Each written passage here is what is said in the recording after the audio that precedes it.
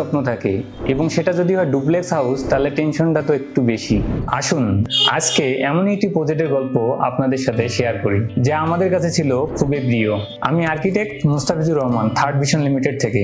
প্রথম যেদিন ক্লায়েন্ট এই প্রজেক্টটি আমাকে ব্রিফ করেছিলেন, তিনি চেয়েছিলেন তার বাসার ডিজাইনটি যেন মিনিমাল, মডার্ন, অ্যাস্থেটিক্যাল এবং ইউজার ফ্রেন্ডলি হয়। ওনার ব্রিফ শুনে সেদিন আমার মনে হয়েছিল উনি একটি সাস্টেইনেবল ডুপ্লেক্স হাউস ডিজাইন করতে চাচ্ছেন। তখন আমি ভাবলাম শুধু ফাংশনালিটি না, ওনার কল্পনাটাকেও আমাকে বাস্তবে রূপ দিতে হবে। যেহেতু এটি একটি ডুপ্লেক্স হাউস, সেক্ষেত্রে বাসার মধ্যে একটা স্পাইরাল সিঁড়ি থাকলে বাসার এনভায়রনমেন্টটা অনেকটা চেঞ্জ করে দেয়। বাসায় পর্যাপ্ত পরিমাণ জায়গা থাকায় আমি স্টেয়ারটি স্পাইরাল শেপে ডিজাইন করি, যা বাসার লুককে আরো বেশি অ্যাস্থেটিক করে তুলবে। লবি স্পেস, ক্লায়েন্ট চাচ্ছিল একটি মডার্ন আবার মিনিমালিস্ট লবি স্পেস, তাই আমি কালার, টেক্সচার এবং লাইট মিনিমাল রেখে একটা মডার্ন লুক নিয়ে আসার চেষ্টা করেছি।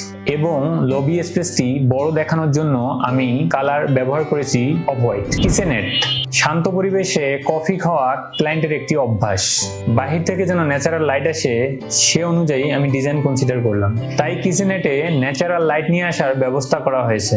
মাস্টার বেডরুম, বেডরুমটি প্রশান্তিময় করার জন্য হালকা টোনের রং এবং ওয়ার্ম এবং কুল লাইট ব্যবহার করা হয়েছে। যথেষ্ট পরিমাণ স্টোরেজের ব্যবস্থা করা হয়েছে ফুল হাইট ক্যাবিনেটের মাধ্যমে, যা সম্পূর্ণ মডার্ন এবং ফাংশনাল।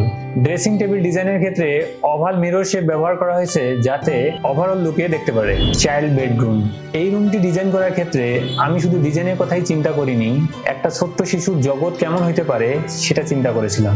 যেমন দেওয়ালের রং, খেলার জিনিস, এগুলো দেখে ও যেন নিজে নিজে ওর কল্পনার জগতে গল্প বানাতে পারে। হালকা কার্টুন থিম, রঙিন শেলফ, জানালার পাশে বসার জায়গা, এটাই তার ছোটবেলার একটা স্মৃতি হয়ে থাকবে। কিচেনটি আমরা ইউজার ফ্রেন্ডলি করে ডিজাইন করেছি। সাধারণত আমরা যেটা করি, সবজি ফ্রিজ থেকে বের করার পর আমরা সেটাকে কাট করি এবং তারপরে সেটাকে আমরা ওয়াশ করে সেটাকে আমরা রান্না করি এবং তারপর সেটাকে আমরা সার্ভ করি। এই প্রসেসটি সহজ করার জন্য আমরা ইউজার ফ্রেন্ডলি করে ডিজাইনটি করেছি। মাস্টার বাথ, এই বাথরুমটা ডিজাইন করার ক্ষেত্রে ক্লায়েন্টের তেমন কোনো রিকোয়ারমেন্ট ছিল না। এই বাথরুমটিকে আমরা 3টা জোনে ভাগ করেছি: dry zone, semi dry zone, wait zone. এবং ক্লোজেটের মাধ্যমে ওয়েট জোনকে আমরা আলাদা করে দিয়েছি যাতে পানি ড্রাই জোনে চলে না আসে। এই ডিজাইনটি সম্পূর্ণ হওয়ার পর আমার মনে হচ্ছে এই ডিজাইনটি শুধু আমার একার করার না, আমাদের সম্মানিত ক্লায়েন্ট তার দীর্ঘদিনের কল্পনার জগতে এই বাড়ির ডিজাইনটি বুনে রেখেছিল। ওনার ভিতরের চিন্তা আর আমার ভাবনার জগৎ, এই দুই মিলেমিশে এই ডিজাইনটি দাঁড়িয়েছে। আর আমি বিশ্বাস করি এভাবে একটি জায়গা থাকার বাসা হয়ে ওঠে।